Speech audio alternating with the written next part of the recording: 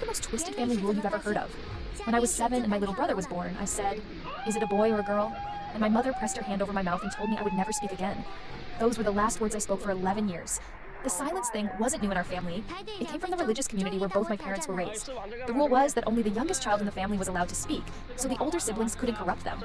I had 3 older siblings, none of whom I'd ever heard speak. My sister was only 2 years older than me, so she'd been silent almost her whole life. Mom still had her voice because she was the youngest in her own family, but Dad had been silenced when he was 5 and his little sister was born. Mom absolutely loved this rule and would mock Dad constantly for his silence, saying things like, "It's so peaceful without your stupid opinions." Well, he could only communicate through gestures that she usually ignored. Our house was eerily quiet, just Mom's voice, and for the first 7 years of my life, mine. But then, my baby brother Ian was born.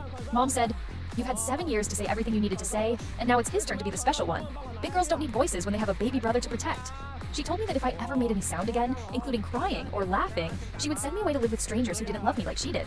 She put tape over my mouth for the first week to help me remember my new role in the family, while my older siblings looked at me with haunted sympathy. Overnight, I became invisible while my new brother was treated like a precious prince. I realized this was how my older siblings had felt this whole time, and now I was in hell with them. Mom homeschooled all of us to keep our family's traditions secret, but Ian got real lessons where he could raise his hands to ask questions, just like I used to. Now, I just read silently with my older siblings. Mom would terrify me by showing me charts proving that Ian got stupider whenever I made any sound, and I genuinely believed I was stealing his intelligence. "Look how much damage you did with that cough," she'd say, showing me fake declining numbers.